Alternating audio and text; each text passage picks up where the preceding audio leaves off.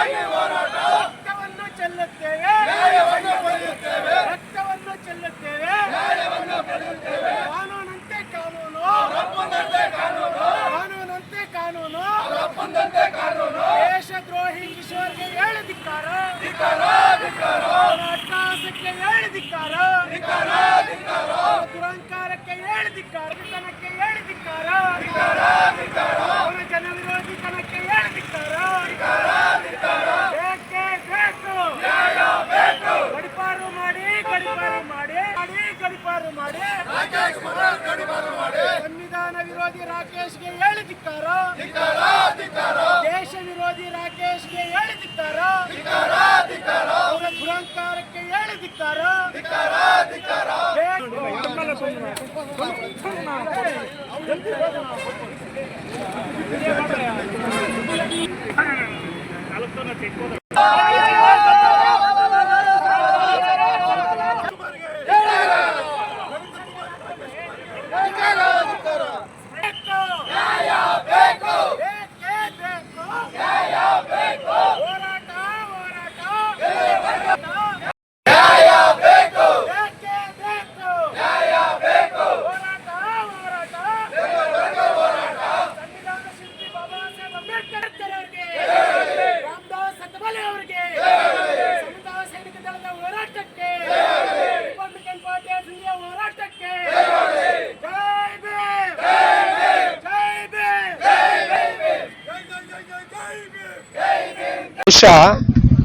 ಭಾರತ ದೇಶದ ಇತಿಹಾಸದಲ್ಲಿ ಹಿಂದೆಂದೂ ನಡೆಯದ, ಮುಂದೆಂದೂ ನಾವು ಕಾಣದ ಒಂದು ಘಟನೆ, ಒಂದು ಕಾರ್ಯಾಂಗದ ಮೇಲೆ ಏನು ಬಾಬಾ ಸಾಹೇಬ್ ಅಂಬೇಡ್ಕರ್ ಅವರು ಸಂವಿಧಾನದಲ್ಲಿ ಕಾರ್ಯಾಂಗ, ಶಾಸಕಾಂಗ, ನ್ಯಾಯಾಂಗ ನಮಗೆ ಕೊಟ್ಟಿದ್ದಾರೆ. ಒಂದು ಕಾರ್ಯಾಂಗದ ಮೇಲೆ ದೇಶದ ಅತ್ಯುನ್ನತ ಸ್ಥಾನವಾದಂತ ಸುಪ್ರೀಂ ಕೋರ್ಟ್ ಜಡ್ಜ್ ಮೇಲೆ ಒಬ್ಬ ಸನಾತನಿ ವಕೀಲ ಶೂ ಎಸೆದಿದ್ದಾನೆ ಅಂತ ಹೇಳಿದ್ರೆ ಇದಕ್ಕಿಂತಲೂ ನಾಚಿಕೆಗೇಡಿನ ಸಂಗತಿ ಭಾರತ ದೇಶದಲ್ಲಿ ಇನ್ನೊಂದಿಲ್ಲ. ಇದು ಭಾರತ ದೇಶದಲ್ಲಿ ಕಪ್ಪು ದಿನದ ಸಂಕೇತ. ಇದು ಆ ವಕೀಲ ಹಿಂದೂ ಧರ್ಮದ ಮೇಲೆ, ಹಿಂದೂ ಧರ್ಮದವರ ವಿರುದ್ಧ ಜಡ್ಜು ತೀರ್ಪು ಕೊಡ್ತಾ ಇದ್ದಾರೆ ಅನ್ನೋದು ಅವರ ಮನೋಭಾವನೆ. ಯಾವುದೇ ಒಬ್ಬ ವ್ಯಕ್ತಿ ಅತ್ಯುನ್ನತ ಸ್ಥಾನದಲ್ಲಿ ಕುತ್ಕೊಂಡಾಗ ಯಾವುದೇ ಒಂದು ಧರ್ಮದ, ಒಂದು ಜಾತಿಯ, ಒಂದು ವ್ಯವಸ್ಥೆ ವಿರುದ್ಧ ಯಾರೂ ಕೆಲಸ ಮಾಡೋದಿಲ್ಲ. ಆದ್ರೆ ಗವಾಯಿ ಅನ್ನುವ ವ್ಯಕ್ತಿ ಬಹಳ ಸಂವಿಧಾನಬದ್ಧವಾಗಿ, ಶಾಸಕಾಂಗಬದ್ಧವಾಗಿ, ಅಂಬೇಡ್ಕರ್ ಅಭಿಮಾನಿಯಾಗಿ ಬುದ್ಧರ ಆದರ್ಶಗಳನ್ನ ಮೈಗೂಡಿಸ್ಕೊಂಡಿರ್ತಕ್ಕಂಥ ವ್ಯಕ್ತಿ. ಗವಾಯಿ ಅವರ ತಂದೆಯವರು ರಿಪಬ್ಲಿಕನ್ ಪಾರ್ಟಿ ಆಫ್ ಇಂಡಿಯಾದಿಂದ ಬೆಳೆದು ಹೋಗಿರ್ತಕ್ಕಂಥ ವ್ಯಕ್ತಿ. ಅವರು ರಾಜಕೀಯವಾಗಿ ಅತ್ಯುನ್ನತ ಸ್ಥಾನಗಳನ್ನು ಅಲಂಕರಿಸಿರ್ತಕ್ಕಂಥ ವ್ಯಕ್ತಿ.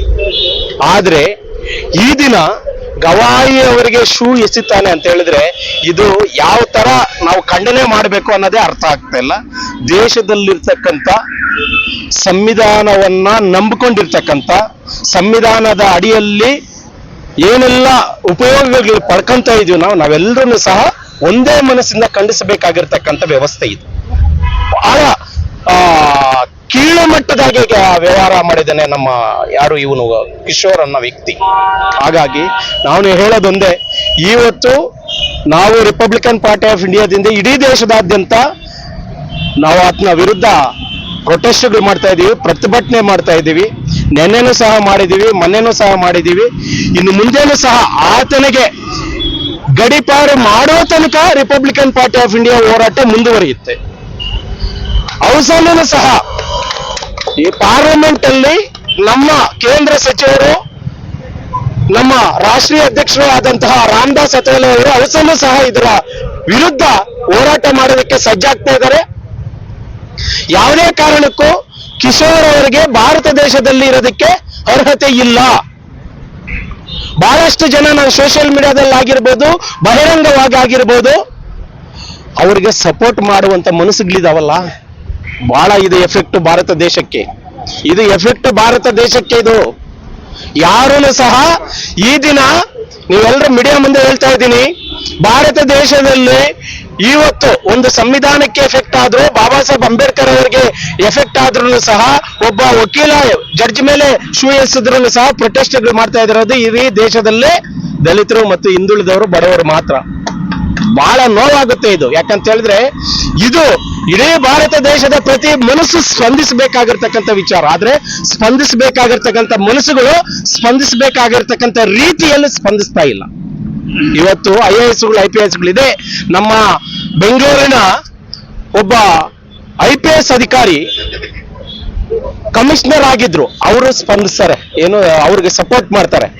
ಶೂ ಎಸೆದ್ರಲ್ಲ ತಪ್ಪೇನಿಲ್ಲ, ಅವ್ರ ಧೈರ್ಯಕ್ಕೆ ಮೆಚ್ಚಬೇಕು ಅಂತ. ಎಲ್ರಿಗೂ ಸಹ ನಾನು ಹೇಳ್ತಾ ಇದ್ದೀನಿ, ರಿಪಬ್ಲಿಕನ್ ಪಾರ್ಟಿ ಆಫ್ ಇಂಡಿಯಾ ರಾಜ್ಯ ಪ್ರಧಾನ ಕಾರ್ಯದರ್ಶಿಯಾಗಿ ಎಲ್ರಿಗೂ ಯಾರು ಅವ್ರಿಗೆ ಸಪೋರ್ಟ್ ಮಾಡ್ತಾ ಇದ್ದಾರೋ ಅವ್ರಿಗೆಲ್ರಿಗೂ ಹೇಳ್ತಾ ಇದ್ದೀವಿ, ನಮ್ಮೆಲ್ಲರ ಹತ್ರನೂ ಚಪ್ಪಲಿಗಳಿದೆ. ದೇಶದಲ್ಲಿರ್ತಕ್ಕಂಥ ಪ್ರತಿಯೊಬ್ಬರ ಹತ್ರನೂ ಚಪ್ಪಲಿ ಶೂ ಹಾಕೊಂಡೇ ಇರ್ತೀವಿ. ನೀವು ಅವ್ರನ್ನ ಸಮರ್ಥನೆ ಮಾಡೋದಾದ್ರೆ ಎಲ್ಲಿಗೆ ಬರ್ತೀರೋ ನಾವು ರೆಡಿ ಇದೆ, ನಾವು ಕರೆ ತಗೊಂಡು ನಿಮ್ಗೆ ಹಾಕ್ತೀವಿ, ನಾವು ಸಮರ್ಥನೆ ಮಾಡ್ಕೊಂತೀವಿ.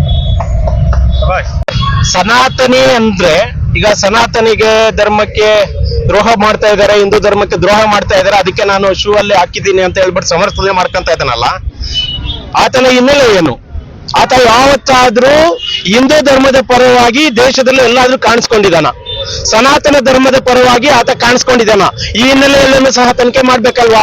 ಯಾವುದೋ ಒಬ್ಬ ವ್ಯಕ್ತಿ ದುರಹಂಕಾರ ಬಿದ್ದು ಜಡ್ಜ್ ಮೇಲೆ ಹಾಕಿದ ತಕ್ಷಣನೇ ಸನಾತನದವರು ಹಿಂದೂ ಧರ್ಮದವರು ಸಪೋರ್ಟ್ ಮಾಡ್ತಾರೆ ಅಂತ ಹೇಳ್ಬಿಟ್ಟು ಆ ಧರ್ಮಗಳನ್ನ ಆ ಜಾತಿಗಳನ್ನ ಮುಂದೆ ಇಟ್ಕೋಬಾರ್ದು. ಇವ್ರಿಗೇನಾದ್ರೂ ಸ್ವಲ್ಪ ಆದ್ರೂ ಕಿಂಚಿತ್ ಕಾಳಜಿ ಇದ್ರೆ, ಭಾರತ ದೇಶದ ಇತಿಹಾಸದ ಮೇಲೆ ಕಾಳಜಿ ಇದ್ರೆ, ಸಂವಿಧಾನದ ಮೇಲೆ ನಂಬಿಕೆ ಇದ್ರೆ ಅವರನ್ನ ಸನಾತನಿ ಮತ್ತು ಹಿಂದೂ ಧರ್ಮದ ಅಂತ ಹೇಳ್ತಾ ಇರ್ತಕ್ಕಂಥ ವ್ಯಕ್ತಿ ಮೇಲೆ ಕಾನೂನು ರೀತಿ ಕ್ರಮ ತಗೋಬೇಕು ಅವರೇ. ಯಾಕಂತ ಹೇಳಿದ್ರೆ ಯಾವತ್ತೂ ನಮಗ್ ಗೊತ್ತಿರ್ತಕ್ಕಂಥ ಮಾಹಿತಿ ಪ್ರಕಾರ ಆತನ ಇತಿಹಾಸವನ್ನ ನಾವು ತಿರುವಿ ನೋಡಿದಾಗ ಕಿಶೋರ್ ಅನ್ನೋ ವ್ಯಕ್ತಿ ಹಿಂದೂ ಧರ್ಮದ ಪರವಾಗಿ ಸನಾತನ ಧರ್ಮದ ಪರವಾಗ್ಲಿ ಎಲ್ಲೂ ಮಾತಾಡಿರ್ತಕ್ಕಂಥ ಇತಿಹಾಸ ನಮಗ್ ಕಾಣ್ಲಿಲ್ಲ. ನಮಗೆ ಸಪೋರ್ಟ್ ಬರ್ತಾರೆ ದೇಶದ ಜನತೆ ಅಂತ ಹೇಳ್ಬಿಟ್ಟು ಹಿಂದೂ ಧರ್ಮ ಮತ್ತು ಸನಾತನಿ ಅಂತ ಹೇಳ್ಕೊಂತ ಇದ್ದಾನೆ ಅಷ್ಟೇ. ನಾನು ನೇರವಾಗಿ ಹೇಳೋದಂದ್ರೆ, ಇದು ಏನು ವಕೀಲ ಜಡ್ಜ್ ಮೇಲೆ ಶೂ ಎಸೆದಿದ್ದಾನೆ, ಅದು ನೇರವಾಗಿ ಸಂವಿಧಾನದ ಮೇಲೆ ಎಸೆದಂಗೆ, ಆ ಸಂವಿಧಾನವನ್ನ ಕಾಪಾಡಬೇಕಾಗಿರ್ತಕ್ಕಂಥ ಈ ದೇಶದ ಪ್ರಧಾನಿ ಮೇಲೆ ಶೂ ಎಸೆದಂಗೆ, ದೇಶದ ಅತ್ಯುನ್ನತ ಸ್ಥಾನದಲ್ಲಿರ್ತಕ್ಕಂಥ ದ್ರೌಪದಿ ಮುರ್ಮು ಅವ್ರ ಮೇಲೆ ಶೂ ಎಸೆದಂಗೆ. ಅವರು ಇವ್ರಿಗೆ ಕೊಡಬೇಕಾಗಿರ್ತಕ್ಕಂಥ ಶಿಕ್ಷೆ ಕೊಡಬೇಕಾಗಿತ್ತು, ಇನ್ನೂ ಕೊಟ್ಟಿಲ್ಲ. ಆದ್ರೆ ಒಬ್ಬ ಜಡ್ಜು ಅವ್ರಿಗೆ ಯಾವುದೇ ರೀತಿ ಶೂ ವಾಪಸ್ ಕೊಡಿ, ಅವ್ರ ಮೇಲೆ ಕೇಸ್ ಮಾಡಬೇಡಿ ಅಂತ ಹೇಳಿದಾರಲ್ಲ, ಇದು ಬುದ್ಧರ ಮನಸ್ಸುಗಳು. ಬುದ್ಧ ಧಮ್ಮ ಅಂದ್ರೆ ಇದೆ. ಬಾಬಾ ಸಾಹೇಬ್ ಅಂಬೇಡ್ಕರ್ ಅನುಯಾಯಿಗಳು ಅಂದ್ರೆ ಕ್ಷಮಿಸೋ ಗುಣ. ಅವ್ರು ಕ್ಷಮಿಸಿದ್ದಾರೆ, ಆದ್ರೆ ನಮ್ಮ ಮನಸ್ಸುಗಳಿಗೆ ಘಾಸಿ ಆಗಿದೆ, ನಾವು ಕ್ಷಮಿಸೋದಿಲ್ಲ. ಪ್ರಧಾನಿಗೆ ನಾನು ಡಿಮ್ಯಾಂಡ್ ಮಾಡ್ತಾ ಇದ್ದೇನೆ, ದಯವಿಟ್ಟು ಇವರನ್ನ ಗಡೀಪಾರು ಮಾಡಿ. ಆಗ್ಲಿ ಯಾರು ಅದಕ್ಕೆ ಸಪೋರ್ಟ್ ಮಾಡ್ತಾರೋ ಇದು ಕರೆಕ್ಟ್ ಅಂತ ನಾವು ರೆಡಿ ಇದ್ದೇವೆ, ಕೆರೆಗಳೆತ್ಕೊಂಡು ನೀವು ಬನ್ನಿ ನಮ್ಮ ಹತ್ರ ಎದೆ ತಿನ್ನಿ, ನಾವು ಸಹ ಸಮರ್ಥನೆ ಮಾಡ್ಕೊಂತೀವಿ. ಇದೇ ನಿಮ್ಗೆ ಕೊಡೋ ನಾವು ಉತ್ತರ. ಈ ದಿನ ಸಾಂಕೇತಿಕವಾಗಿ ಚಿಕ್ಕಬಳ್ಳಾಪುರ ಜಿಲ್ಲಾ ಕೇಂದ್ರದಲ್ಲಿ ರಿಪಬ್ಲಿಕನ್ ಪಾರ್ಟಿ ಆಫ್ ಇಂಡಿಯಾ ಸಮತಾ ಸೈನಿಕ ದಳದ ವತಿಯಿಂದ ನಾವು ಇವತ್ತು ಕಿಶೋರ್ ಅವರ ಪ್ರತಿಕೃತಿ ದಹನ ಮಾಡಿ, ಪೊಲೀಸರ ಅಡಚಣೆಯಲ್ಲೂ ಸಹ ನಾವು ಪ್ರತಿಕೃತ ದಹನ ಮಾಡಿದ್ದೀವಿ. ಇನ್ನು ಮುಂದೆ ರಿಪಬ್ಲಿಕನ್ ಪಾರ್ಟಿ ಆಫ್ ಇಂಡಿಯಾ ಹೋರಾಟ ಕಿಶೋರ್ ಅವರ ಗಡಿಪಾರು ತನಕ ಮುಂದುವರಿಯುತ್ತೆ ಅಂತ ಹೇಳೋದಕ್ಕೆ ನಾನು ಇಷ್ಟಪಡ್ತೀನಿ. ಜೈ ಭೀಮ್.